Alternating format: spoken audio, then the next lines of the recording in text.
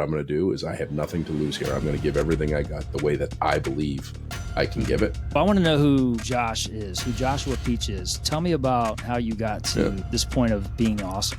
Well, I'm not. That's the first thing. The first misunderstanding of who I am is a work in progress. I got fired just before Christmas of 2020. You want to talk about going into a not awesome spiral of uncertainty and fear and everything else?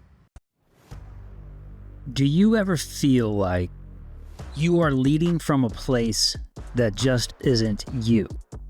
Perhaps trying to fit a mold or lead to someone else's expectations. Well, if you feel that way and you're ready to lead from a place of authenticity, you're in the right place.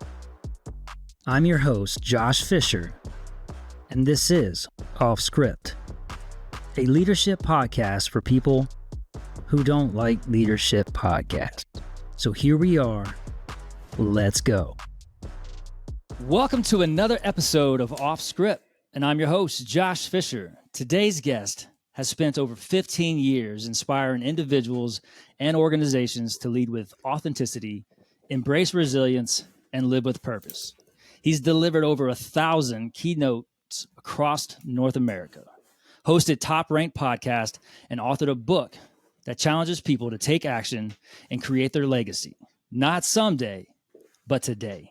His philosophy, be awesome, isn't just a mindset, it's a movement built on gratitude, resilience, action, consistency, and empowerment. It guides people to show up fully, lead boldly, and make an impact that lasts. Off Scripters, please welcome the one, the only, Joshua Peach. Man, the only intro that could be close to that is if I got called up on Wheel of Fortune. That was amazing. You got the podcast voice and you got the intro down pat. That's fantastic. Thanks for having me. Yeah, absolutely. And you said you checked out a couple episodes. That walkout sort of intro came to me like in my sleep. I'm like, man, I just want to hype these people up, man. Give them that moment of like just feeling like, man, that was nice. That's the hardest thing to do, is your introduction, especially as a professional, semi-professional speaker. And for the longest time, I would tell organizations, Google me. And it was just like one of those challenges of like, go see what you can find. And it was actually, what's funny is in 2019, you and I met last year in Fredericton, New Brunswick, and this just sparked something. In 2019, August 2019, I went to Fredericton and I did a keynote for the school district, not just the association, for the school district. Mm-hmm. And I told them to Google me, and they found all sorts of stuff that I didn't even know that was out there. Like I worked at a grocery store in 1991. 1991. I don't even know where that could be on the internet. But then they were like, and then they went into this whole thing about how I was an up and coming artist in Paris. And then that was when the realization was like, hey, there's more than one Josh Peach in the world. So, so I had to change it a little bit, but that was a pretty awesome introduction. I appreciate it. Yeah, absolutely. So always very humbling. You're not the one and only, but you're the one and only that matters in this moment. Yeah. I'll take it. Love it, man. Let's jump right into it. The first question I always ask, because I just want to hear the perspective of the guest, is when you hear the word off script or you see it in the context of this podcast, what comes up for you? What does that mean? Yeah, so off script leadership for me is removing the books, right? As lots of leaders live their life in business through books and what they read, and there's no original idea out there. There really isn't. For Be Awesome, I've trademarked the logo, and at one point a lawyer asked me, "Hey, do you think there's other people that created this?" I said, "There's 7 billion people in the world. I would assume that I'm not the only smart one here that looked at a periodic tables element." And what was funny was there was only one other person in like someplace in Asia that can show that they had it documented prior to me trademarking it. I wouldn't even think one, to be honest with you. Yeah, I thought it was brilliant. Yeah. So, well, thank you. There's just one. There's actually 2 that I have that I'm working on right now that are not. That I can't find that anybody's used anywhere in the world ever. But, off script is removing the chapters of our life and just doing things naturally, what comes correct, not through steps and stages. You can't see it behind me, but I have a wall of books on leadership and teamwork and sales and everything else. Mm-hmm. And they look great on the shelf. And, I have read a number of them, but what I try to do is I try to look at the moment and, Mm-hmm. and be as authentic as possible. I think that's the best word. When you're off script, you're not canned, you're not prepared, you're not anything. I listen to your podcast only to get a feel for what what your guests. I am always humbled by someone saying, "Hey, you want to be on my podcast?" And I wanted to see kind of like, and what it always happens is I go, "Man, I'm not worthy." Like I stick myself, I punish myself through these things. The first time I spoke was in May of 2009. And at the time, it's in my book, I was working for a startup software. It was a SaaS before there was a SaaS. So nobody really wanted to talk to us. They didn't believe that what we were doing would work. 20 years later, the company sold for $1.9 billion. So I guess it worked out all right. It but worked out. we submitted hundreds of requests to speak on the most boring, mundane, but self-serving business talks. And nobody ever gave me a chance from 2004 to 2009. And then all of a sudden, for whatever reason, Sharon Bruce, executive director, Connecticut ASBO, which is the Association of School Business Officials. I met you at New Brunswick ASBO. Yep. She approved me to speak. And I was going to talk on the after hours use of buildings, one of the most boring and confusing things in the world. Basically, groups like the Girl Scouts or Boy Scouts or YMCA or Mothers Against Destructive Decisions, all these groups that come in after hours and use our school buildings, and people don't realize how much it's actually being used and how much it costs. So I was kind of an expert on that, still probably considered one. And I never looked at the program, didn't do anything. And I had this whole canned presentation. This is probably what made my career what it is today, now looking back at it. And I was like, I was one session after lunch. And so where your session is, how it all pans out. Well, the only two sessions worse than that is the session after lunch, especially if they're serving Thanksgiving sandwiches, or the session before cocktail hour, right? The happy hour, whatever, the end of the day. So I was kind of stuck in the middle of that. So I was feeling pretty good, didn't look at the program. And then I was like, you know what, let me see who the chump is that's after lunch, because he's got to have a worse story and worse plan than me. And so I go in, I sit in this ballroom, and the lights go out. All of a sudden, lasers start going off all over the room. These two screens pop up. A smoke machine activates, and then on the screen it says, Ironman, triathlete, Olympian, amputee.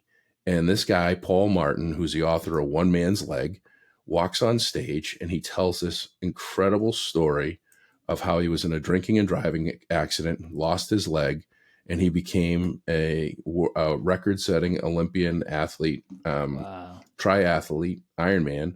And then he sipped beer out of his prosthetic leg, which back then they were like the old-style-looking prosthetic legs, not these carbon fiber, blades and all this stuff. And it very quickly humbled me. And I just went up and I was like, man, if that isn't a tough act to follow. And I threw my entire slide deck out, and I talked to the people for an hour. And when I got done, I was like, man, that stunk. And they were like, no, it was good. It was good. And I said to Sharon, I said, thank you for giving me this opportunity. I've got a couple of goals. One, I'm going to get better. And two, someday I'm going to be on stage and I'm going to command more money for my talks than Paul Martin. And I exceeded that 5+ years ago. And it was all because I threw away the slide deck and was committed to just giving people what they deserved, which was me. And I've done that ever since. So my keynotes, just did one in Ohio 2 weeks ago, and I was flying into Cleveland and literally flew over the high school, and it looked like it was this beautiful football field, but it looked like a patchwork quilt being made massive in the parking lot. And what it was the kids, the seniors. So I went to the high school, and I was there for an hour and a half, and it was the seniors that bought their parking spots, got to paint whatever they wanted in the parking spots. Right. Yeah. And so I literally created my keynote for that next day on Sunday at the school. I found the world's largest woodchuck. I went to the local watering hole. I did all this stuff. And it was because, if I showed up with my canned presentation from 2009, people wouldn't get a feel for what I'm really all about. So I try to live off script every day. Just didn't know I put a word to it. Yeah. No, I mean, great example or great, I guess, perspective of how you see off script. So I want to go back to the Paul Martin story real quick, and like, what inspired you, I guess, or what motivated you, what possessed you to crumble that slide deck up? Just curious. Because that right there, you said was the moment that changed. Yeah. So it was awful. I wasn't comfortable with it. The next opportunity that I had to speak, for whatever reason, and I've tried to think back at that day and the experience and everything else. The only thing I can come up with is there was probably something in me that said, if I had to sit in the seat and listen to what I had to say, I wouldn't want to be there. And I didn't have the courage at the time to do that. And having, Paul Martin just knock it out of the park and not have a dry eye in the house, it's like, I got nothing to lose, right? If you live with nothing to lose and everything to gain, then that's when you have your most authentic self come out. That's when you just go, you know what? There's people that aren't going to like me in here, and that's okay. But what I'm going to do is I have nothing to lose here. I'm going to give everything I got the way that I believe I can give it, not the way someone else should, not the way that someone else suggests I should do it. Yeah, and it's the mindset, I got nothing to lose. Yeah.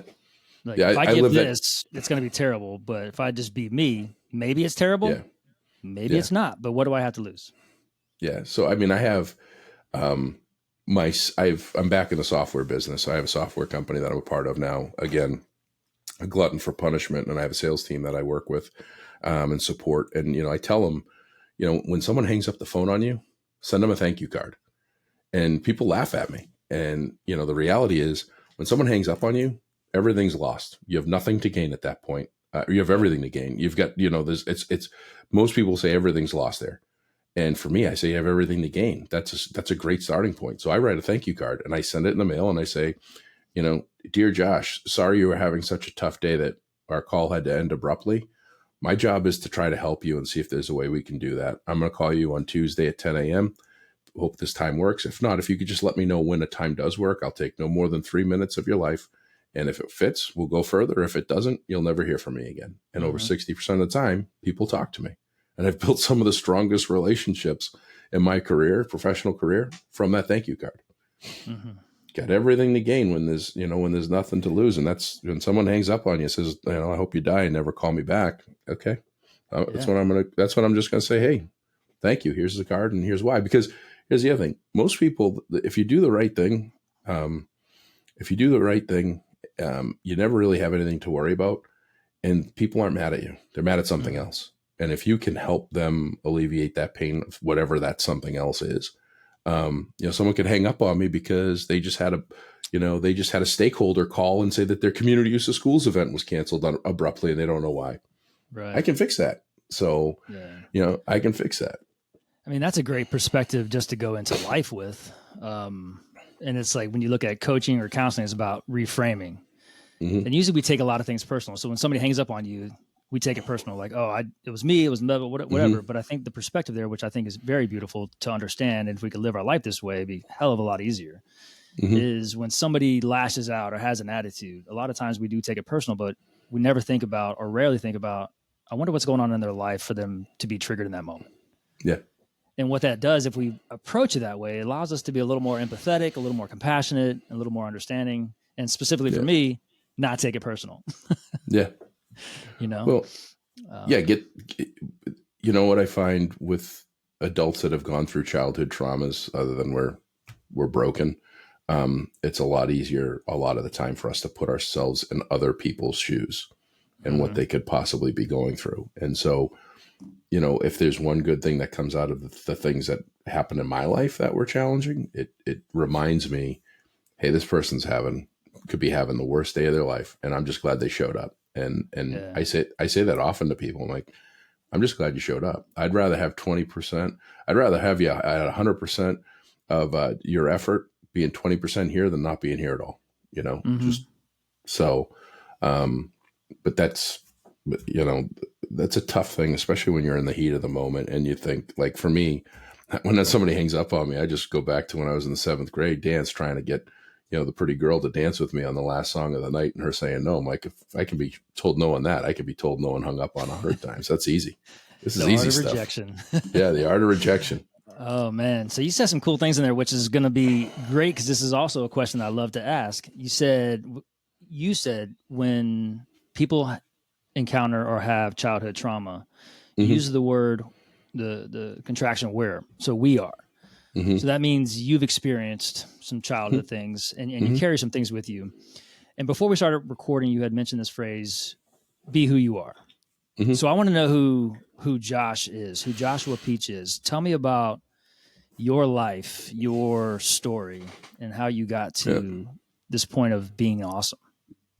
Well, I'm not. That's the first thing. The first misunderstanding of people think that because I wrote a book and because I tell people to be awesome, that I'm awesome, and I'm far from it. I have days just like anyone else that are hard, challenging, difficult. Don't want to get up out of bed. The who I am is a work in progress. So I even think you said it at the beginning of your book, when in your dedication, you said the most okay awesome. person you know. Yeah. No, you said the most okay person you know. Yeah. Yeah. I mean, look, when you have it all figured out, that's the day that you die, right? I'm a work in progress. I'm someone that wants to break cycles of, traditional cycles of things of, what I experience shouldn't be what my kids experience. I'm someone that wants to be happy, but I also strive to make others happy. And a lot of times that figuring out doesn't equate to both parties, right? So you work hard, you make someone happy, but you do it with great sacrifice. It happens with my family all the time. Unfortunately, it's, I do these events, I go to these places. Like I told you, the next 2 months I have 28 flights. That's a lot of time away. And often you get caught up in all of what you're doing and why you're doing it. And don't get me wrong, I make an honest pay, right? So I'm not philanthropic doing everything for nothing. I need to make a paycheck at the end of the day. Of course. But I'm someone with, I'm someone that has lived a large part of my life not feeling adequate enough and trying to find being adequate. And that's a hard thing.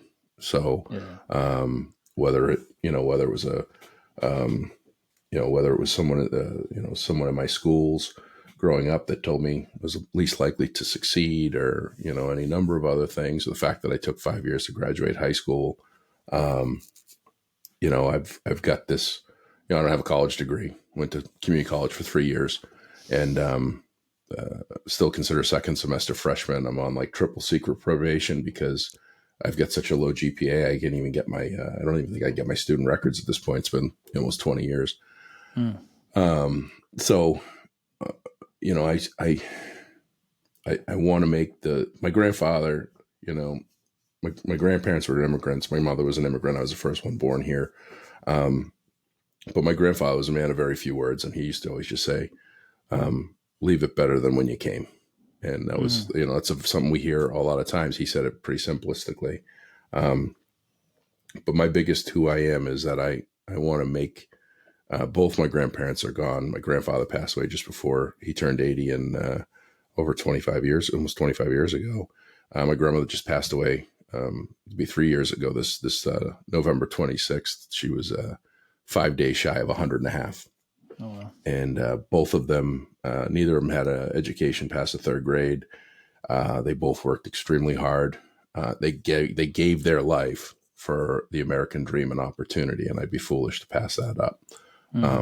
But at the same time, my book, Living Your Legacy with Grace, was in large part the creation, and the idea was my grandmother.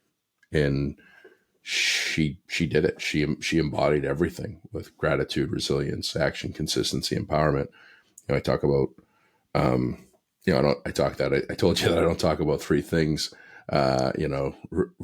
politics, religion, and pizza. But but my grandmother, every morning and every night, 1 hour a day, she prayed, and it was for gratitude for the opportunities that she had. She was a seamstress working in a factory. That was her, her claim to fame. And, but everybody loved her and she loved everyone. And, that's who I want to be. I want to be like Lola. And when I leave, people say, hey, he lived a hell of a legacy. Cause it's very hard to say, everybody tells you to leave a legacy, but very rarely does someone say they lived one. And what does living your legacy mean to you? What is that? How would you define that? It's constantly doing things to become, that 1% better, but it's also realizing it's time to let things go that are keeping you from moving forward.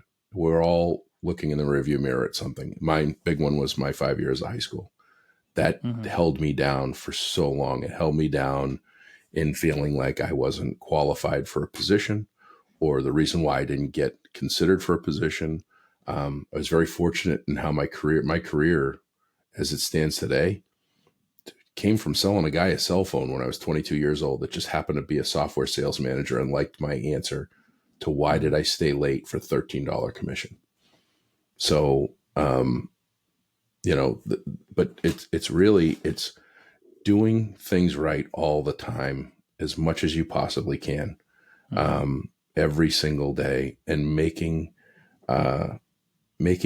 someone's day every day has been my goal forever. It's like, hey, I have a lot of stupid sayings, and that's why I can self-deprecate my education stuff. But I often say in my keynotes, what if everyone made someone's day? Everyone's day would be made.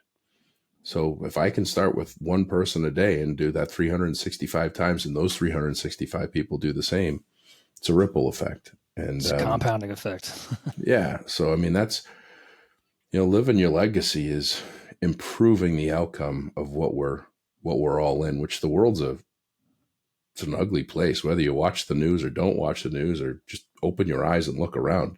There's a lot of just sadness and anger and frustration and fear and uncertainty and all sorts of stuff. But if you look around at those same situations, there's a lot of people that have hope and that want better, and they're going to work at it and strive to do amazing things.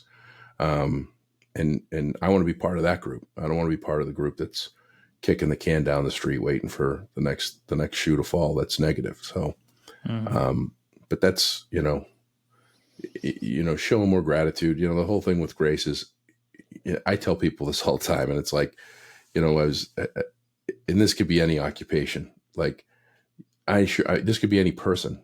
You wake, I'm sure at the end of your day, you go home, you close your door, you put a lock on it because you don't want anybody else to come in, because you've just been thanked so much. Everyone around you just appreciates all that you've done for the world, right? Nobody feels like that. Nobody's ever thanked enough. But at the same token, how many of us actually say that we thank people enough? We don't. We overlook it. And I gave an example, even me that practices this, that wrote a book that's talking about all these things, a couple of weeks ago, my oldest son likes to go to the mall. I don't know why. They're like ghost towns. Like they're not like when I was a kid. they're not the same anymore. Yeah, no. Spencer Gifts is the only thing that can stay open, I guess. And J.C.Penney. Spencer's and Hot Topics, I guess. Yeah. So my youngest, Chance, he's doing the pee-pee dance, and he's got to go, and there's no bathroom to be found. And so I went to the trusty stand by J.C.Penney, but I didn't know where the bathroom was. And I walk in, and we're in the perfume section, and this woman says, "Good afternoon. How are you doing?" And I just looked at her and I go, "Where's the bathroom?" Because my focus was making sure the Chance got to the bathroom so we didn't have an accident. Like he was being very patient about everything. And then by the time he told us, it was DEFCON 7. And got him to the bathroom, and Amy's like, "What was that about?" She asked you how you were doing. And I was like, I didn't even say good, where's the bathroom? It was like, "Where's the bathroom?" And so I went back and I was like, "Hey, sorry about that." In response, just try to get my kid to the bathroom. Thank you very much for your help. And, but so often that moment of lapse or not having Amy there, I might not have thought to go back and say, thank you, and I'm sorry. And that could have given that person that feeling of like, why do I ask people how they're doing? Like, that's an important question that people should care about. Like, how are you doing? Yeah. But it's such a superficial question. It's not a superficial question, but we ask the question superficially. And what I mean is when I say, "Hey, Josh, how are you doing?" Like, that's small talk. Yeah. Like, most often, or more often than not, people don't really want to know how is Josh doing. Oh yeah. So And I wish we actually meant it when we said that. So yeah, so you have to do it with intention. It's funny, when I call customer service, which I'm gonna have to make a call to one after this on a flight. It's so sad yet funny at the same time with my responses, because I'll call and they'll say, "I thank you for calling," blah blah blah blah blah blah blah, and then you go, "Hey, how you doing today?" And they just freeze because nobody asks them, No one and asked they that go, question. "Fine," and you go, "Well, I hope it's gonna be more than fine when I'm done with you, because we're gonna have some fun with this call. I've got a canceled flight and I need to fix it." Right. And it's because everybody's so much more important in their own eyes. Right. Everybody thinks that they're the most important person, and they should be. They should feel like they're the most important person, but not at the expense of not caring about others. Right. And but yeah, I mean, standard answer is good because you don't want to get into it. But the reality is, 1 in 3 people is dealing with something traumatic in their life that's not good. They're dealing with death, drugs, divorce, disease, addiction, not divorce. So, a whole bunch of different things that could be on their plate. 1 in 3 of your interactions, people might say good, but they don't feel good. And you can see that. And the reality is, you should start to figure out how to read that better and be like, hey, so what's good about it?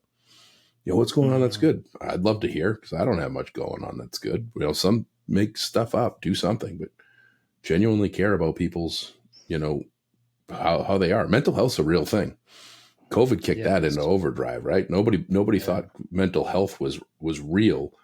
And then COVID happened, and it's like solitude and confinement and all this stuff. And all of a sudden people are like, whoa, wait a second. Do I have some of this? Do I have a challenge with this? I mean, I got fired during COVID. I got fired just before Christmas of 2020. You want to talk about going into a not awesome spiral of uncertainty and fear and everything else. And I just read somewhere that 25% of people over the age of 50 that are unemployed don't get a job. And I was creeping on it. I was 45 at the time, but ageism's a real thing. So yeah.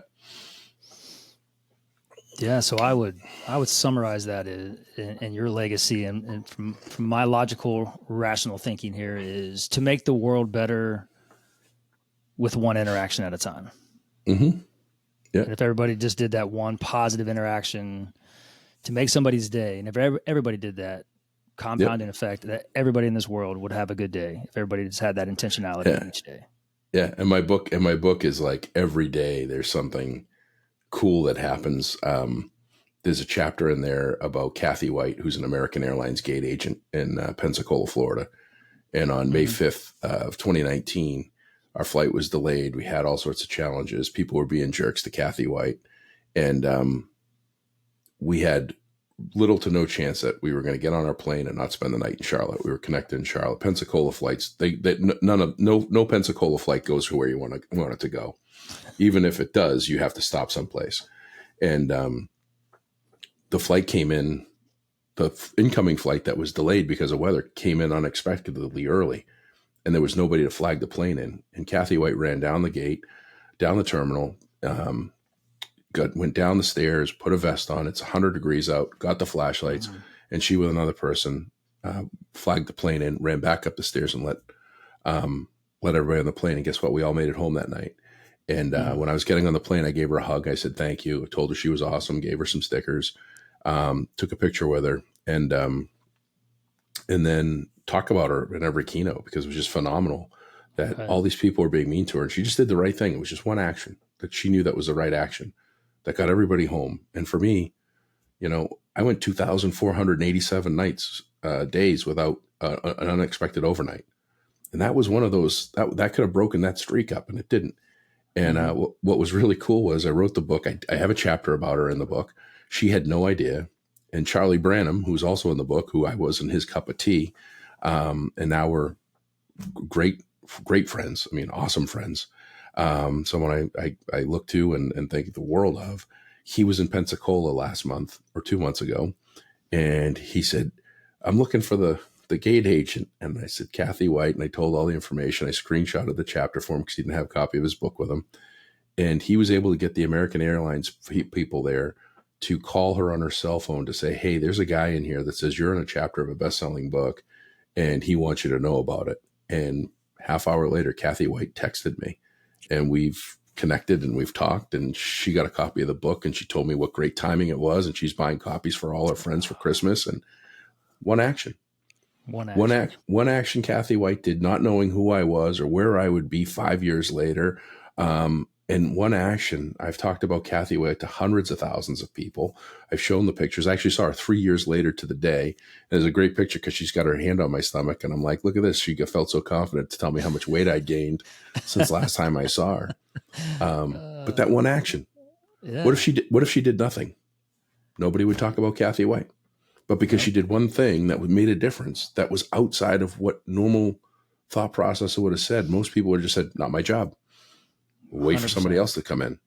And we would all spent the night at the airport in Charlotte, been miserable. And that's not what happened there. It's one action. One action. Yep. And I can just imagine still how many people were frustrated at the situation. And they missed the collateral beauty. Yeah. You know, what was funny?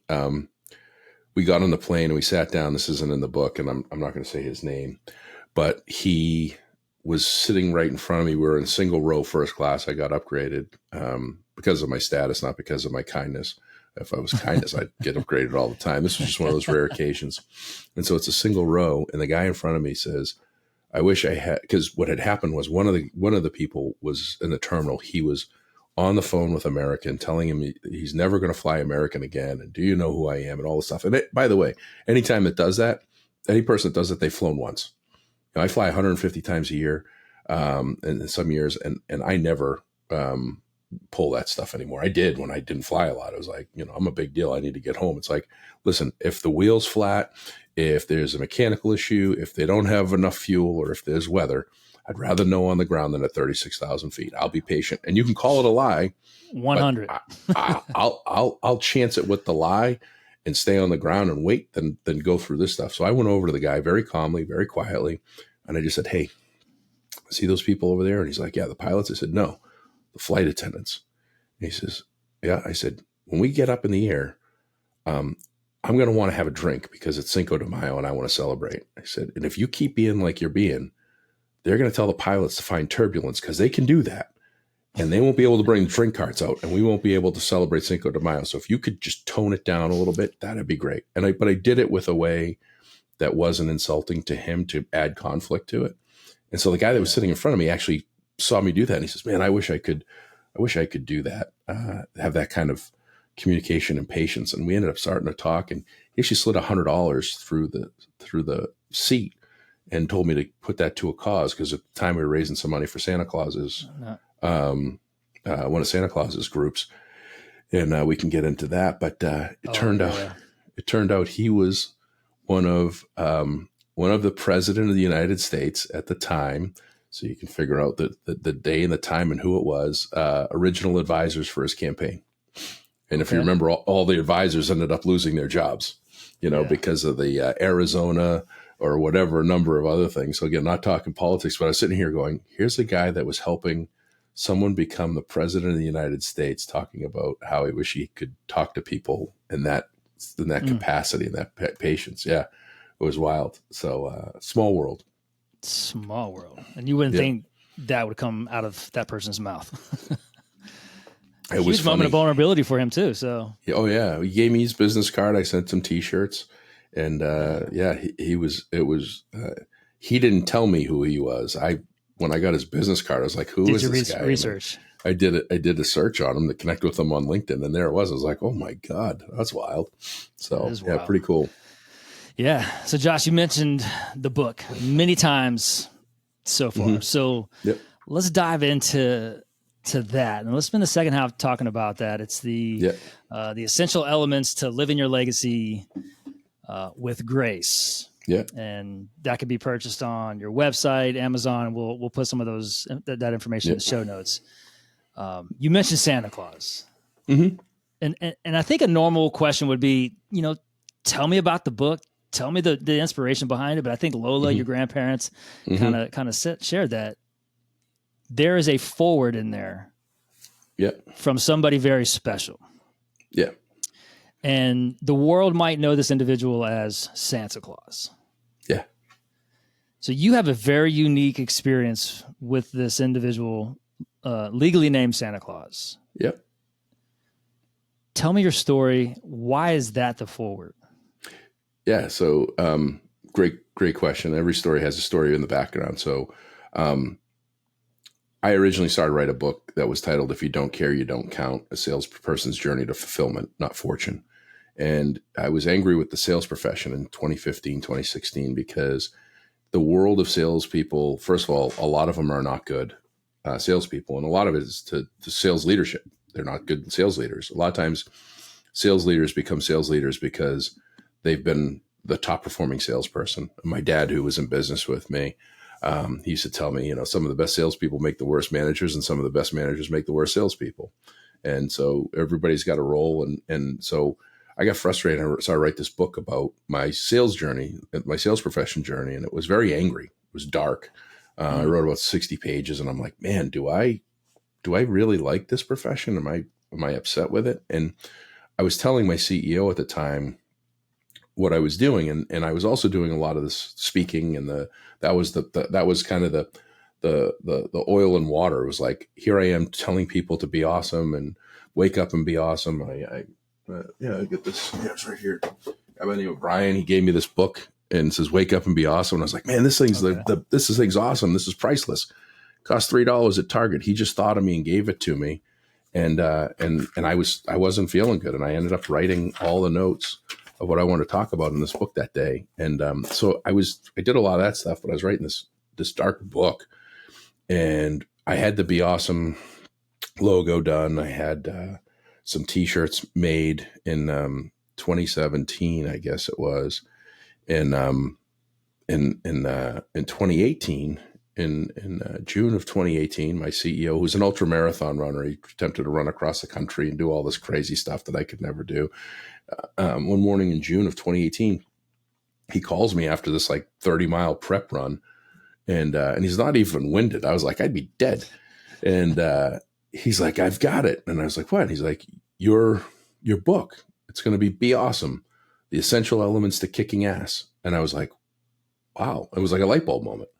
And I was like, that takes away the dark book. That takes away all the stuff, because I shelved that. I immediately went on LegalZoom. I formed an LLC, and there it was. Be Awesome, the essential elements to kicking ass. And the book was going to be written about all the awesome that I had done, all the awesome stuff. You can't see in the background, but you can see the never give up sign. Those are all my bats of high performing sales. There's a wall over to the other side that's loaded with, let's see if I can do it right, all those awards, state recognitions, state resident. I got Citizen of the Year when I was in states I don't even live in. And, from all aspects in 2018, I had it all figured out, but I was far from figured out. So started to write. The same guy says, hey, you need to get your brand out there in preparation for the book. So you can start a podcast. So I'm like, deal. So I went and I took a podcast class, a guy by the name of Brian Andreco that's got a podcast called Just Get Started.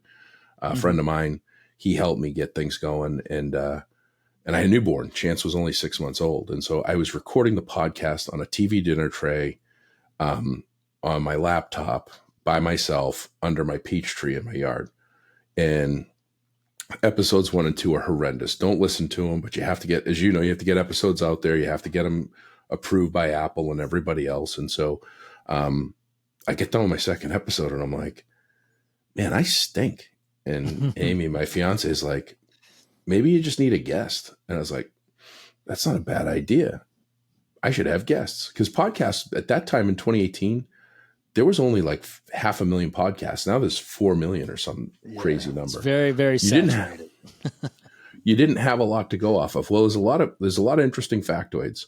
It's like less than 10% of podcasts get past 10 episodes. So I think you're on episode 10. You've done 10 episodes and you've got a couple cans. Yeah. So you're technically, I'm editing 12 and you're 13, man. Yeah, so yeah. Hey, and 13 is my lucky number. So you have and you didn't even know that, but yeah.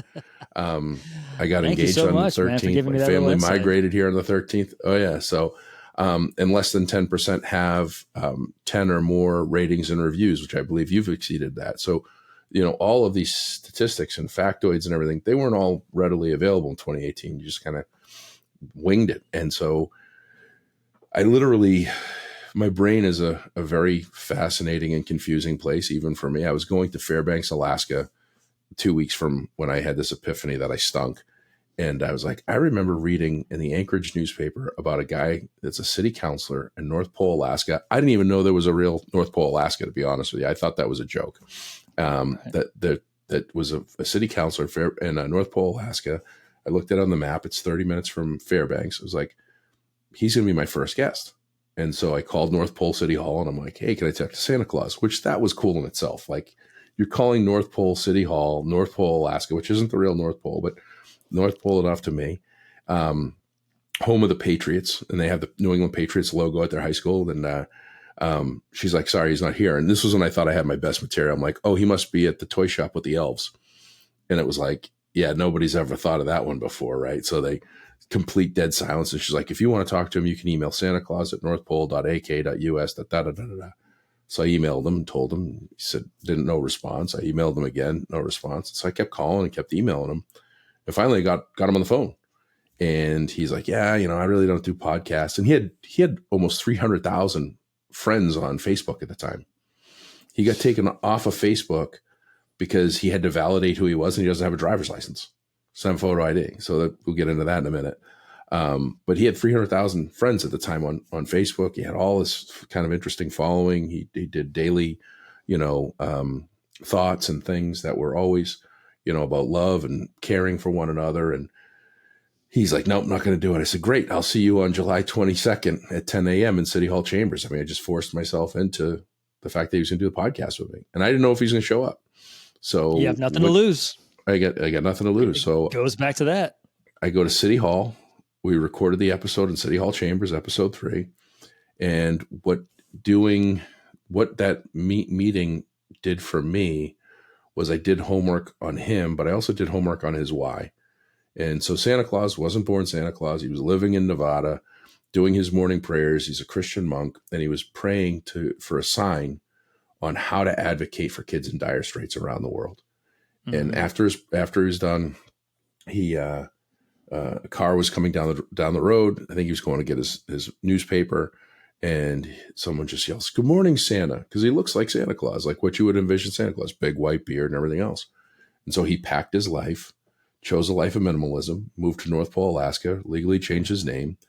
And then he started advocating and doing things and working in the Chamber of Commerce or the cable, local cable access. And then came time that they needed a city councilor. And so he put his name in the hat, and he won.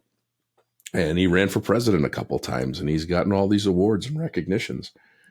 But doing all this got me to realize that there were 3 million children that are in terribly underserved conditions, homeless, mm-hmm. foster care, or don't know where they're going to sleep tonight. And they fear going home from school on Friday because they don't know where their food's going to come from until Monday morning. And so I had 10 shirts made, 10 red Be Awesome shirts made, and I was going to sell them for $25 a piece and give him $250 for whatever cause he wanted. And I ended up giving away the shirts, most of them. And so I was like, I'll start making shirts, and we'll give $3 of every shirt to support homeless and foster programs around the country, because the world's a big place. He's got a whole army of folks that can help him around the world. I'm just mm-hmm. focusing on North America. And so we did. We got in the shirt business, which is something I didn't want to get into. And we raised a number of thousands of dollars. I think it was $3,000 in the first couple months we gave to the Fairbanks Youth Advocates group. And I went up that December. It was actually December of 2018 when they had the 9.0 or the 8.0 earthquake in downtown Anchorage. I was in Fairbanks. So and then I went to Anchorage, and we had 7.2 aftershocks and things. It was pretty wild.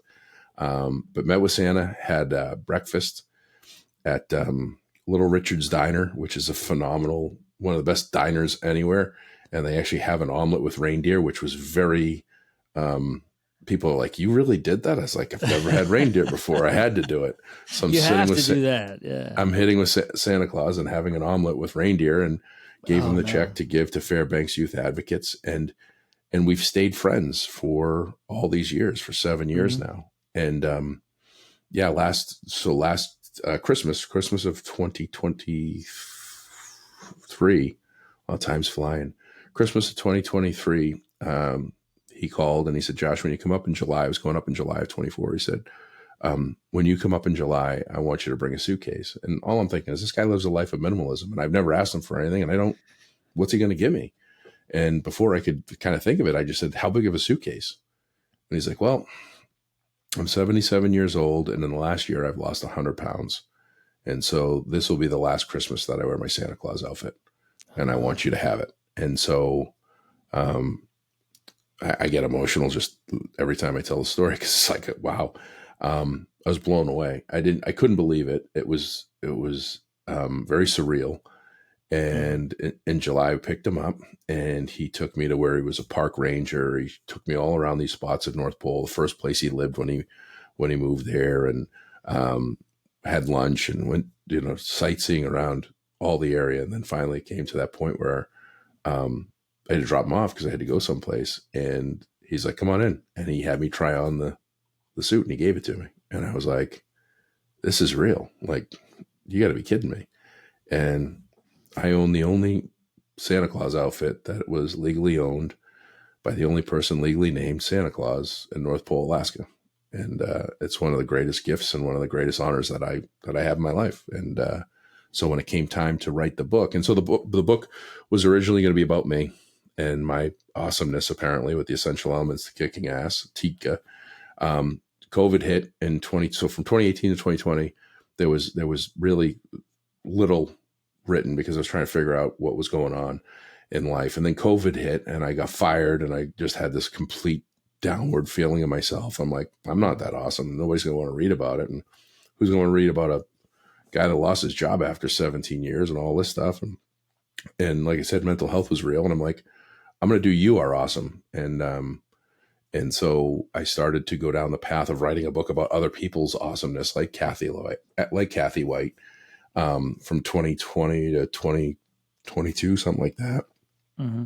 And then I was like, people can have those stories all day long. It's not going to be, and I want to be a bestseller. I want something for people that are going to look for the folks that are in the book and want to hear more about my stories. Hmm. And then when my grandmother passed away in November 23, my co-author Mark and I, actually another New Brunswick, it was New Brunswick ASBO's February Miramichi event, February 1st, I think it was, sitting in the lobby of the hotel, and we mapped it all out. And we're like, this is it. This is it right here. And it was February 1st of 2024. And we wrote the book in 13 months, created it, wrote it, did it all. And then, Michael Ruzioni, 1980 Olympic hockey gold medalist and captain of the U.S. Olympic team, he endorsed the book. Howard Behar, from the former president of Starbucks, of vice president of Equitable, Fred McConan, John McCaskill, Navy SEAL commander, Andy Rise, West Point grad and the Chicago Bears mental fitness coach, and all these people that gave Jim Rowan, executive director, ASBO International, had all these people that wanted to endorse the book and thought it was great. And we had gone through, who do we want to write the forward? Like who Mm. would be that like ideal person? And we had a couple of ideas of, influential or impactful people, but they don't really know me that well. Like they Mm. read the book and they might have something to say, but Santa knew me. And so I reached out to him and I said, hey, will you write the forward? And he said he'd be honored. And so we're finishing the Audible version up, and he's going to read the forward. He's going to be the only Oh, outside me reader of the book. So he's actually recording the Audible now, I think. So yeah. So everybody will get to hear, if you buy my Audible, you will hear what Santa Claus in North Pole, Alaska sounds like. you will be able Um, to hear what the real Santa yeah, Claus sounds yep. like. Mm-hmm. I think that right there is going to increase your sales alone. Because Oh even yeah. if they don't make it through the book, Josh, at least they make it through Santa Claus and be like, is that what he sounds like? All right. I thought everybody in the world knew this guy's story, and very few people do. They're like, that's real. There's a real, and I show them the pictures and they're like, what? I'm like, Well, Yeah, there you Well, go. let's say about 50 more people are going to know about his story now listening to this podcast. Oh, more than that. More than that. Yeah. No, that's a great story. And those who've already read it or going to read it, when you see Santa Claus, you're probably not going to be like, hey, who the hell is Santa Claus? Like, really? But no, it's real. Yeah. It's the real Santa Claus in the North Pole. And Josh owns the suit. Yes, I do. I almost wore it today, but it's a little warm out. So I've only worn it twice. It's should have put the top on. Yeah. Yeah. You can't live life in retrospect. Hey, what's up? Just a quick break to remind you that Off Script isn't just about my stories and my experiences. Off Script is meant to be a community, so it's about your stories and experiences as well. I would love for you to be a part of the Listeners Off Script series, Stories from the Stage, a series featuring people like you. So if you have a story about what it means to lead off script, or perhaps a story where you have led within the script for so long that you're fed up and that you're exhausted, please email me at joshua@offscript.us. That's JOSHUA @offscript.us for a chance to be featured on an upcoming episode. Now, let's get back to it. So the main acronym. So you went away from, the essential elements to kicking ass. You went to living your legacy with grace. So gratitude, resilience, action, consistency, and empowerment. Let's talk about some key nuggets in there. Like, you don't have to give away the whole book, but grace, or gratitude, correction. Talk to me about that. What does that mean for you, and why did you choose that for this book? Yeah. So again, the GRACE, the acronym came from my grandmother's, like that. Those were all, basically when my grandmother lived next door from me. My mother still lives next door. The two of them live next door to me. And, we were going over there on November 26th. We were supposed to be there for 4 p.m. And, for Portuguese festa, we were going to go have, a nice gathering and cook Portuguese steak on a stick on the fire pit outside and all that. And at 3:56, my mother took a picture, and I took a picture at the same time, not knowing that we took a picture. I took a picture of Chance on a ladder that he wasn't supposed to be on. He was trying to decorate the Christmas tree. And at that time, I knew we were going to be late. We weren't going to make, even though it's 200 feet, we weren't going to be out the door and at the house by 4 o'clock. At the same time, my mother took a picture at 3:56 of my grandmother sweeping the deck, almost 100.5 years old, sweeping the deck in anticipation of us coming over and being with her and having a party. And at 4:01 p.m., my mother sent another text that said, I think Graham had a stroke. And my grandmother had a brain aneurysm and ultimately passed away 24 hours later. My mother had told me to come say goodbye, come to the hospital. She went to the ambulance. And so I failed to think that my grandmother was going to potentially pass away. I just figured the hospital would fix her, because they always did. My grandmother was like the grumpier old man father. He sits and he's like, for breakfast, I eat a pound of bacon. I smoke a pack of cigarettes. I drink a 6-pack of beer. I smoke another pack of cigarettes, and I eat bacon. I think God forgot about me. And for the longest time, I'd hoped God forgot about my grandmother. And so my mother told me to come see her and say goodbye. And so I got in my truck. I started driving like 100 miles an hour, and there's Christmas music playing on the radio. And I'm like, what the hell am I doing?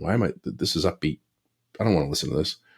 So I just hit seek, and a song by Macklemore that I wasn't very familiar with came on, and it literally said, just as it changed, it came on and it said, they say you die twice. Once when they put you in the ground, and the second when they put you in the ground, the second when they stop talking about you. And so after my grandmother passed away, I listened to a lot of people saying that she left a legacy. She left a legacy. And I was like, no, she lived a legacy. And so I took time and I thought about, what does that mean? Like, and so my grandmother showed gratitude, but she also felt gratitude. Like, she was appreciative for whatever she had. And that's something often we aren't. Like, we don't say we get to do things. It's like, last week I took my son in for what I thought was orientation for his school. And it was for him. It wasn't for parents. And so I sat on a park bench for 6 hours. I got to do that. It wasn't like I had to do that. I wasn't upset that it was, took my day out and everything else. And so for one of the biggest pieces of gratitude is that we have to appreciate whatever it is that we have and however we have it, as bad as it might be at times, it could be a whole lot worse. We could not have the opportunity to have a bad day. We could have the opportunity to not have any day. That's really not, I'm not looking forward to that day. Right. So, but it's also just, it's sharing your appreciation for others, and it's sharing appreciation for situations. And so that's kind of where, the gratitude piece, comes for me, is like, and, I don't know if I don't know how far you've read, or you said you skipped over, but, chapter 2, first wake, people are like, what were you appreciative of? I'm like, I appreciated the fact, and I'll give away enough chapters for people. There's plenty of chapters there. But essentially, the first wake I went to was a date that I went on with a girl that I want to go out with. A girl was killed in our town in a car accident, and her sister I went to school with, and in the line of the wake, when I was really uncomfortable and trying to pay my respect, she said, "You're the last person in the world I ever expected to see here." And she grabbed me and she took me to her parents, and she said, "Remember when I was in grade school and I came home crying? This is the person that made me cry." And people are like, "What? Where's the gratitude in that?" It's like, that girl lived with something for so many years, for many years. And if she never told me that, I would have never thought that my words mattered or meant anything to the point where it upset somebody. And I didn't realize that I did upset her. It wasn't like I did it intentionally. We're kids. But the fact that she shared that with me was something that I'm grateful for, because now I can be more mindful of the things that I say, and words hurt, whether we intend them to be or not. But that's the thing. Like, I could have been angry or upset. My dad was, at the time, my family was going through some challenges. The FBI came to my house and arrested my father in front of me. And I was angry. And the girl that I was with was like, "Why'd you put yourself in that position?" I said, "I had no idea. It just, I didn't know that happened. I didn't know I upset her. She didn't cry to me. She cried to her parents." Yeah. But I'm grateful that she did tell me, regardless of the environment or the situation. I don't know what I don't know. Can't fix what I don't know. And so, so everything comes with a feeling of gratitude, not just with the word saying thank you. It comes with the appreciation of what we have and the opportunities that we have, and having difficult conversations is one of those challenges sometimes. So, gratitude isn't just about saying thank you. It's about being thankful.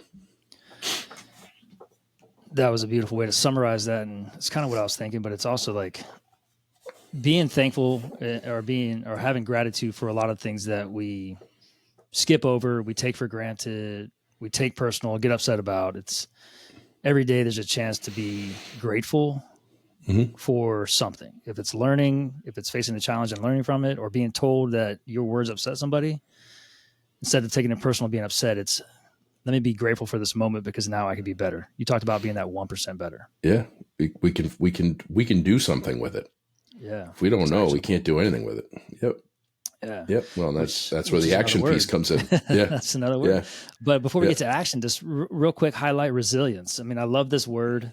I think most people are very resilient. They just don't know it. Yes. So, yeah. So a friend of mine, David Cooks from Paralysis to Purpose, he's an author. That's his book. And he became paralyzed at age 14, and he's got a saying, and it's, our ability to endure is far greater than our willingness to endure. And so, and I believe that. And I also believe that we get in our own way of, doom and gloom and disappointment and difficulty and all that stuff. And, I got to say that, but one of my first realizations on resilience came with my first colonoscopy. And I talk about that in the book, but, people would often tell me, "Hey, you're so resilient." When my dad got arrested, I was at a soccer game that afternoon, not because I didn't care, but because I had to keep going. Like, you have to keep going. I don't know if I put the full story. I actually don't believe I did. But Aaron Ralston, who is the real life 127 hours, he's I consider one of my closest friends in the world. Like, I love the guy. He's become a friend of almost 15 years. And when I started Be Awesome, I made the announcement in Colorado Springs in 2018, in June of 2018. I drove to Denver to catch a red-eye flight, and he happened to be doing a keynote in Denver. And so he gave me his name badge, and I snuck into I think it was like the Podiatrists Association of America. I think it was the feet people. And here's the guy that removed his own arm, right? And Howie Mandel and some other big keynote speakers, like they had green rooms. And I mean, these people got paid big money to be there. It was quite the event. And we got done, and we like to sip tequila together. Aaron was a connoisseur of fine tequila. And so we went to the top of the Hyatt hotel, and they have a bar there, and we're having some tequila, the sun setting over the mountains. And he's like, Peach, you inspire me. And I'm sitting here going, here's a guy that literally drank his own urine to survive for 127 hours, attached to a boulder, and then removed his own arm and got himself out of there and lived, telling me that I inspire him. And I said, I put my chest out. I said, this is great. He says, see those mountains out there? Now, Aaron has climbed every 14er, the only human in history to record and climb every 14er. And he's climbed in the winter, I think it is, solo. And and I think he's the only one to hike and ski down more than half of them. Like, he climbs almost 14ers for fun. So he looks out of the mountains. He goes, see those mountains out there? Those are 14ers. And 14 is a 14,000 foot high mountain. Right. And he says, you're out of shape. You live at 0 feet above sea level. But I bet if I challenged you to climb one of those mountains, you'd do it. And I said, are you going to be my guide? And he says, yeah. I said, you're going to bring the knife? He says, yeah. I said, count me in. And so, gotta have the knife, man. You never know. Oh yeah. So in October of 2018, I got all the gear. It was beautiful. Like 2 weeks prior, it was beautiful weather. It was gonna be shorts, t-shirt, no snow on the mountains, just in the real top of it. And we get a week out, and Ralston calls me and says, hey, change of plans. You need to get gaiters, Gore-Tex snow boots, all this pants, all this winter gear. I go, what's going on? He goes, it's going to snow every day. It's going to snow all the way up until we climb. And sure enough, I mean, it was cold. It was snowing. I mean, it was like a blizzard at the base of Quandary Peak, which was his first 14er that he climbed. I didn't know that until years later. And it literally stopped snowing just before we started going. But the wind was howling. It was just, and I'm a heavy guy. He's floating above the snow. He's just climbing along, and I'm sitting there sinking at every step. And so we get to this point where I just told him, I said, just go on. We're probably at 12,500 feet or 13,000. And elevation's no joke. Like, as you get higher, the breathing gets harder. And so he was telling me the whole way, he's like, just 1 foot in front of the other, just 1 foot in front of the other, just 1 foot in the other. And as we're climbing, I'm now by myself, and he left. I think he had a red jacket on, and he had gone off in the distance. He had gone ahead of me. And all of a sudden I just look up, and I see this red jacket coming down. And I'm like, oh, thank God. And I'm almost waist deep in snow. And he's coming, and I was swearing at him. And I'm like, what in the F are you doing? Like, da-da-da-da-da. And he's like, what's the matter? And I just go, I'm stuck. And he just says, well, get unstuck. And just kept walking back down the mountain. And I was like, what? And I turned around, looked, and he had both hands.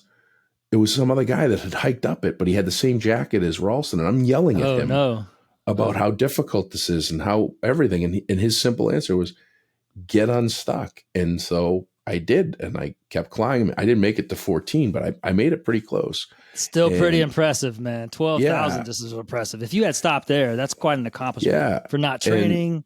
Oh yeah. Yeah, no, I took altitude. That's pure grit. Oh yeah, there's altitude pills that you can take that basically fake they're not good for you. And I didn't realize that till after the fact. But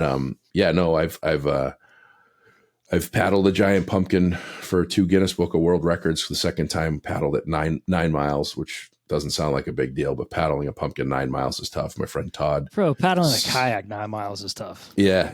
So my friend Todd, Farmer Todd Sandstrom, he made it. And it was in large part, I did it supporting him. I didn't want the record. I wanted him to get the record, unless, of course, I beat him, which there was no chance of that happening. But since then, 9 miles was set as the record. Someone's paddled 46 miles on a pumpkin. Sounds like a stupid thing.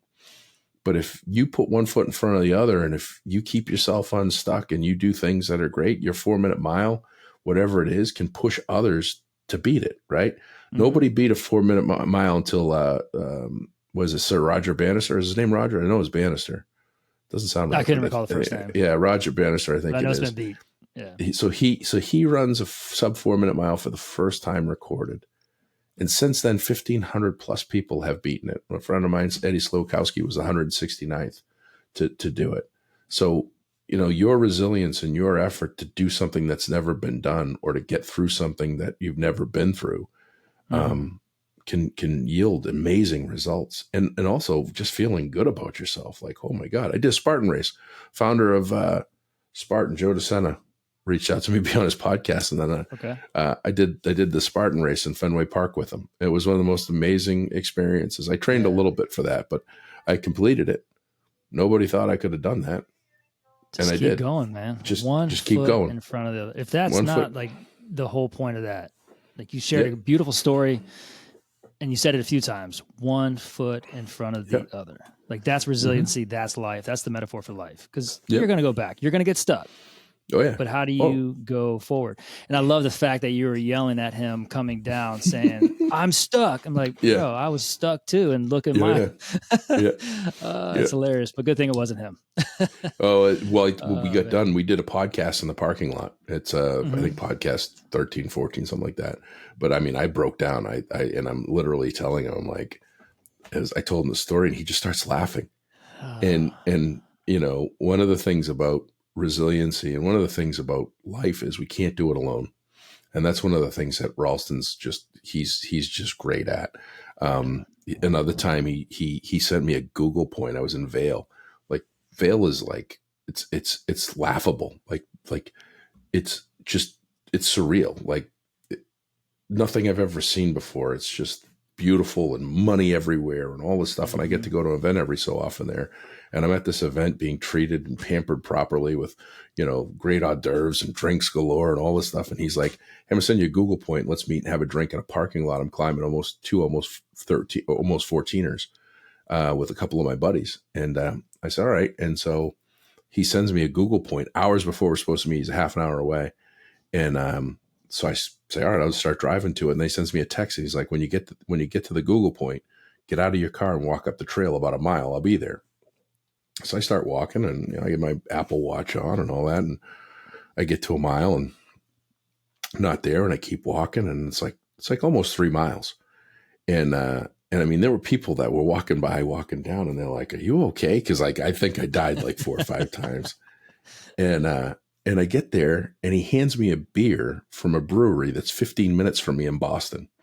He hands me a Fenn's beer from the Trillium Brewery. I'm like, where did you find this? Like, what, are you kidding me? And so that broke the frustration for a second. But then I was angry, and I'm like, hey, I got to get back down the mountain. I got to get back to this event. And he's like, oh, I'll give you a ride. I was like, what? He says, I'll give you a ride. My truck's right around the corner. I was like, you had me walk. And so we get in the truck, and I'm like, Ralston, why did you do that to me? Like, you told me it was a mile. He's like, yeah, it was like a mile.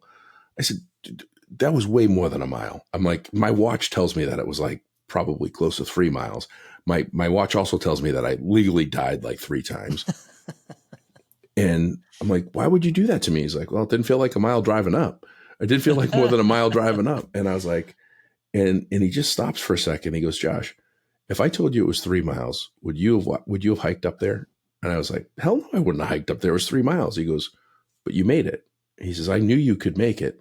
And I knew that if I told you it was 3 miles, you wouldn't do it. But if I told you it was a mile, when you hit a mile, you weren't going to stop until you found me. Maybe to yell at me, which you did, but you would be there, and it would be this beautiful moment, and you would capture it, and we'd celebrate and have a drink, and I'd be driving you down for you to go back to that event.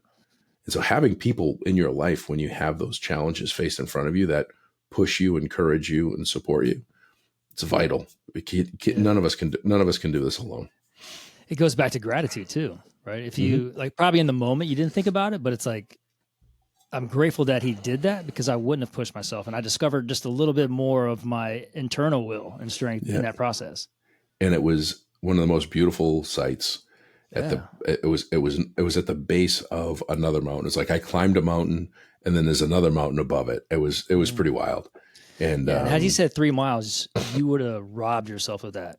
I would have told him I didn't have the time. Yeah. I would have said I wouldn't. I would have been like, I don't have the time to do this. It's too long. It's not going to happen. I'm going to die. Whatever. Because again, we get in our own way of what we're capable of doing. Yeah. And that's the Spartan race at Fenway Park. It was wild because there was like 7 or 8 times I'm like, I can't do this. I was like, but I did, right? And what was great was Joe DeSena, the founder of Spartan, who's just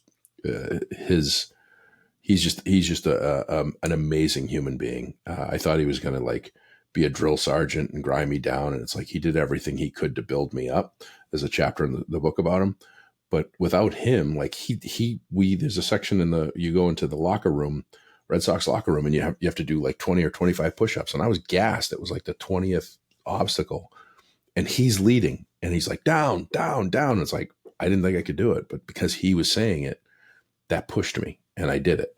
And so other than the fact that I had to go get a shot in my shoulder to get rid of the pain in my leg, which that boggles my mind of how that all works. But I had some minor injury afterwards, but it was well worth it. Nothing worth doing is easy, right?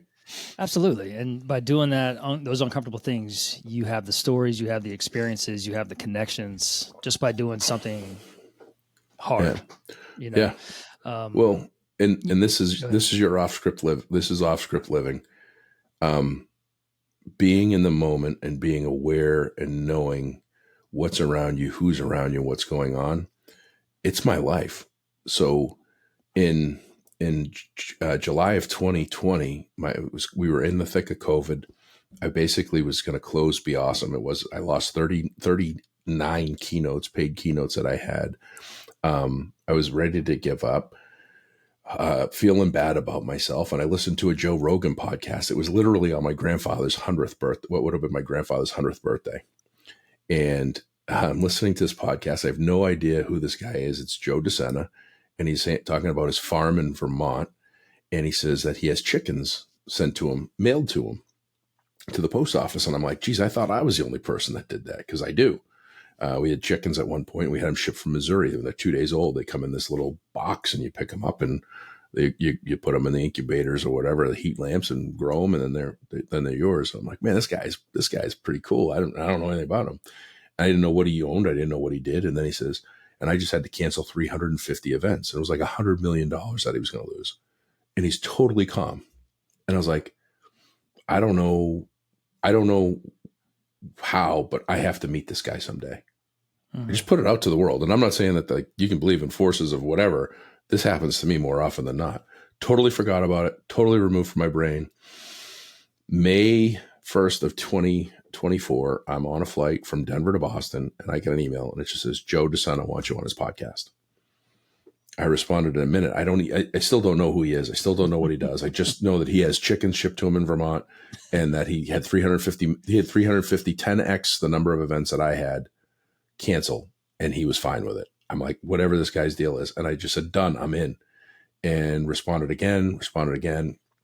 And I got no responses. And so you can see the American flag behind me, this wood American flag part of it.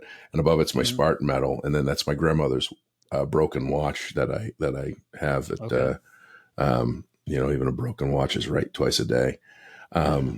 So on July 4th, so I had my friend Chris Mills, who makes these flags. I had him made a cut American flag. The top half was the American flag. The bottom was the Spartan insignia with the paint. It was beautiful. And I gave up on the idea of being on the podcast, but just the thought that someone had reached out to me to give me this feeling of importance. I had the flag made. And on July 4th of 2024, I had some liquid courage. And I'm like, you know what? I'm going to email Joe DeSena. And I looked up. And at that point, I had to look up what he did. And I'm like, holy crap, I'm glad that I'm not on his podcast. So I emailed him. I'm like, I'm guessing that your program manager realized I would have been your first fat, out of shape, overweight guest that couldn't do one of your races, all this stuff. I said, I have something I'd like to send to you just out of pure gratitude for what you've done in my life. with nothing. I had no expectation. I just wanted to give him this flag because I truly was grateful for that day in July of 2020 where he got me to think that there's people out there with worse, harder things. And within 24 hours, they responded, and I was on the podcast August 1st. The flag sits at this front door of his house, and he invited me to run the podcast, invited me to run the Spartan with him as his friends and family crew. And we stood at the starting line together. It was like amazing. And here's this guy that's traveled the world. He's got $100 and some odd million company, and he's talking to little old me that's, trying to figure out how to do things. So yeah. So, but yeah, man. be in the moment. Be in the moment. That's the off script, right? It's the script part is like acting. Mm-hmm. Being off script is the improv, and improv takes true awareness, being in the moment, feeling the vibe, feeling the energy, and just being there. If you miss something, you miss something. But what you do latch onto is where the magic happens. Yeah. So I always I don't know how much you're on LinkedIn. I see a little bit because I saw your show. I was excited when you reached out to me. But I always like to ask, like, people put these posts like you miss 100% of the shots you don't take, Wayne Gretzky, all this stuff. And I'll just send some of these people a message, like just purely curious. And I'll just say, how many shots have you not taken? Because people that typically put these posts up about, the resilience factor and taking the chances and doing all that stuff, a lot of times they're putting that stuff out there to try to tell themselves to take that shot or to do that thing or whatever it is. And, that's the thing that I try to make sure that I try to do on my back nine, my second half of my life, is that I don't forget to take a shot. Like, always take the shots and be willing for the result. That software company that I started back up with, these are my friends of 28 years now. We've worked in the same industry for 28 years together in two different companies prior to as frontline workers. And I went to work for them for better over a year without pay, paying my own benefits and doing all this stuff. And I'm not saying that like, hey, everybody should do that. But I believe so emphatically in our opportunity to do something amazing that I was willing to take that shot. I was offered a job with a competing company that they just sold that I bet I would have gotten a good 7-figure payout. And people are like, aren't you mad? I'm like, no, I'm happy. This encourages me to take more shots, to do more stuff, to make our valuations of what we're doing far greater than what that payday would have been. I would have been 50 years old. What would I have? I need to work. I like doing what I'm doing, so, just staying after it and not being, there's no such thing as fearless. If you're fearless, you're foolish. Like, you have to have fear. And I don't care. I don't care who you are. I don't care what you think. Fear drives us, and some 100%. Some of our best opportunity comes with the greatest of fear. Yeah, and it goes back. I think reframing, like the fearfulness is, I guess, not reframing it into the sense of like courageous. Mm-hmm. Like, I'm fearful, but now I need to be courageous in this moment. And I like how you identified like people posting on LinkedIn about. You miss 100 shots, or you miss 100 shots of the shots you don't take, whatever the case. I'm going to mess the quote up. You miss 100% of the shots you don't take. Yeah. And most, if not all of my posts are generated for things that I'm struggling with. Mm-hmm. So when I share, like, do this, do that, or think about this, it's like, because I'm struggling with those things in that given time. And I'm like, well, if I'm struggling with this, somebody else is struggling with it. Mm-hmm. And I think that's a great observation. It's not that I have my shit together and I'm doing all these things. It's like introspection and reflection of like, how am I feeling and what do I need to be doing in this moment?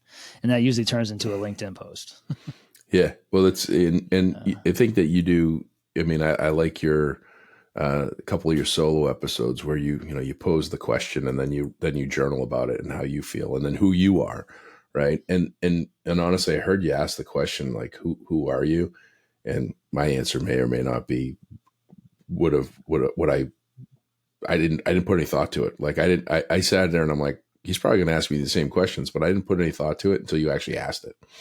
Right. Mm-hmm. And I didn't do that with intention. It just was my ADD, but you, you pose a great, a great piece to, hey, if I'm struggling with this, there's probably other people struggling with it.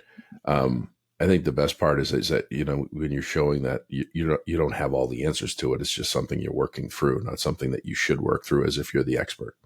Right. And that's the thing Yeah. that today is filled with phonies, right? The imposter syndrome of LinkedIn is amazing. Like you look at some of these things and you're like, man, why are these people trying so hard to be something that they aren't, or trying to Right. tell people? And because everybody's a coach, you know, Yep. I think that the term professional coach or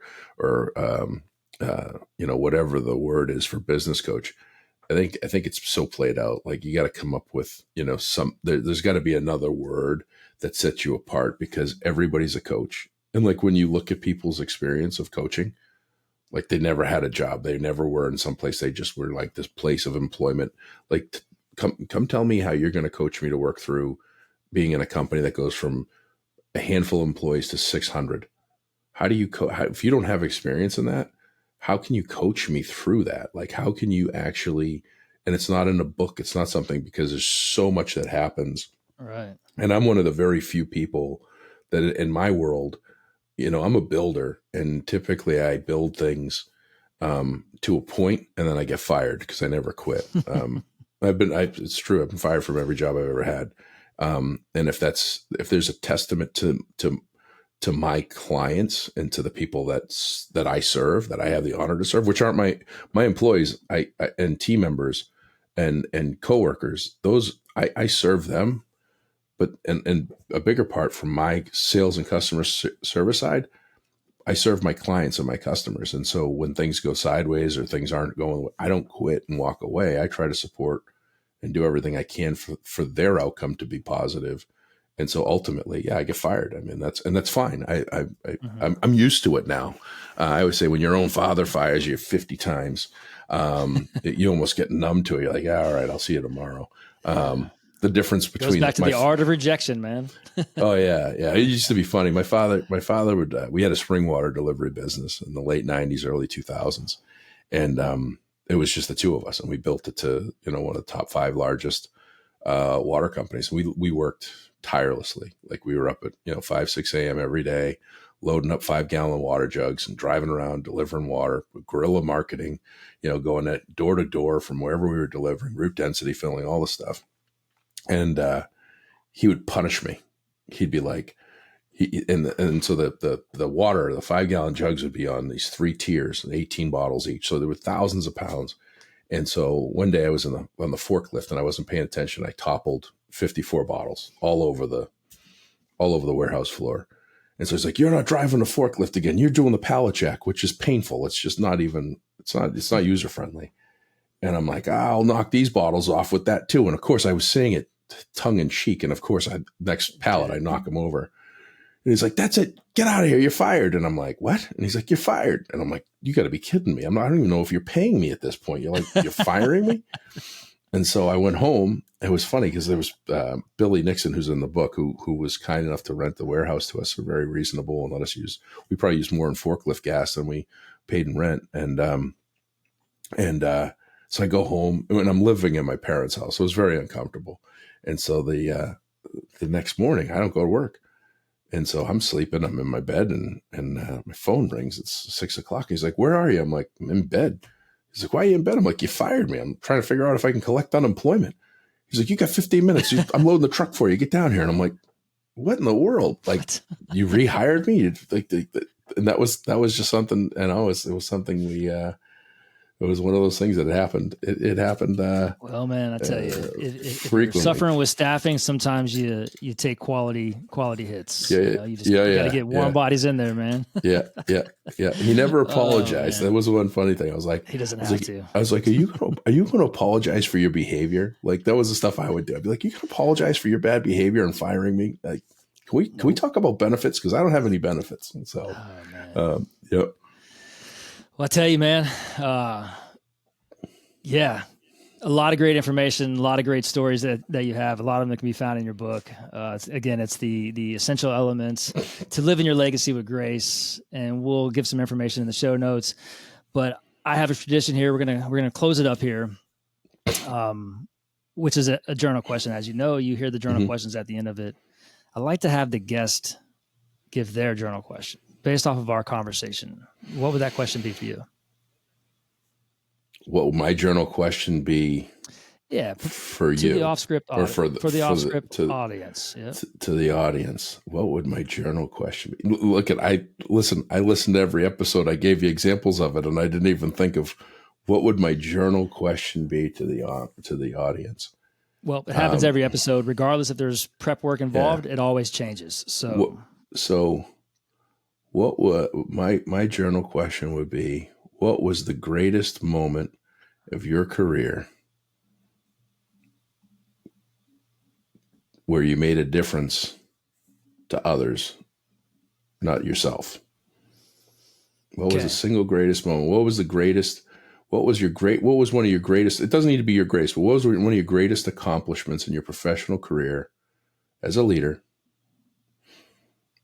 that truly impacted others and not just for yourself? I just, and it just popped in my brain. I was like, wow, okay.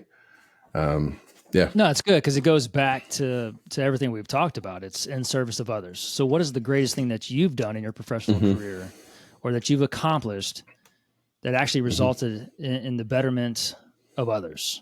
Right. And that goes back to the service mindset of everything you're talking about here. So I think it's a great question. What is one of your greatest accomplishments professionally, hell, even personally, that has had a greater impact on others? Yep. Yeah, you take revenue out of it. You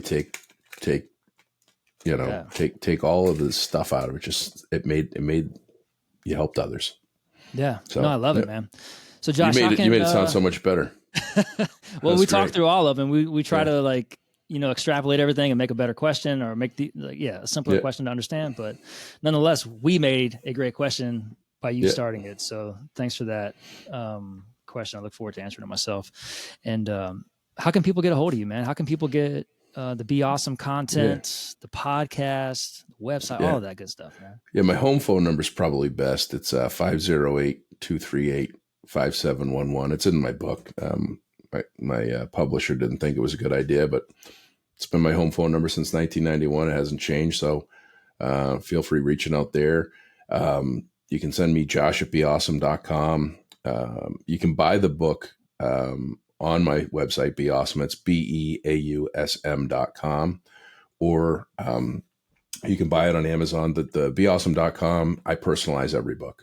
So we did a pre-order, factoids galore today. Less than, there you go.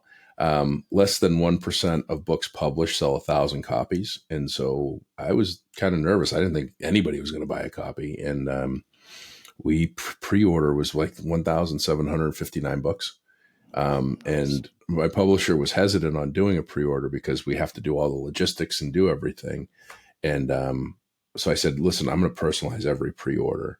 And I couldn't believe how much support we had and how many people and, sign in for days and all stuff. And it was great. I'd still pinch myself. When I signed your book every time I sign a book, I smile. I'm like, I can't believe I'm signing this and trying to make a peach out of the O in my Josh signature. And, it just kind of all this kind of craziness. And so after the pre-order, we decided to keep the page up. And so the only difference between Be Awesome and Amazon is Amazon's faster.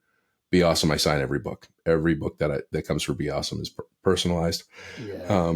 And go to Be Awesome. Get the personalized copy. Yeah, get the personalized copy. I don't care about bestseller status. I looked at the signature and I saw the peach, but it didn't click until you said that. And now I'm looking at it. I'm like, no kidding. Yeah. Look at you, man. Yeah. And he has a peach tree in his background, his little zen area. Yep. My little zen area's got the peaches. Yeah. Well, Josh, man, I appreciate the conversation. I appreciate the insight and definitely appreciate the stories. You are going to be a wonderful grandfather. Yeah. You're going to be able to share so many stories of wisdom, experiences of failure. And I learned a hell of a lot more about you than our brief interaction in New Brunswick. So. Yeah, no, I appreciate it. I get like 12 to 16 more years of being a father before my youngest gets out of college. You got time, man. You got time.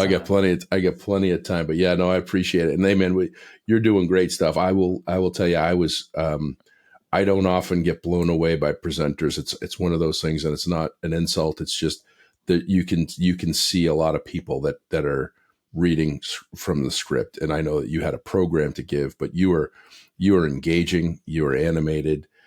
You had this dry sense of humor with the Canadians that was great, because they're an amazing group. They're very loyal.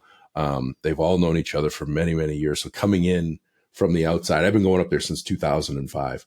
And so, but you came in and you gave them this shot in the arm and this energy. And I was just like, this guy's a cool cat.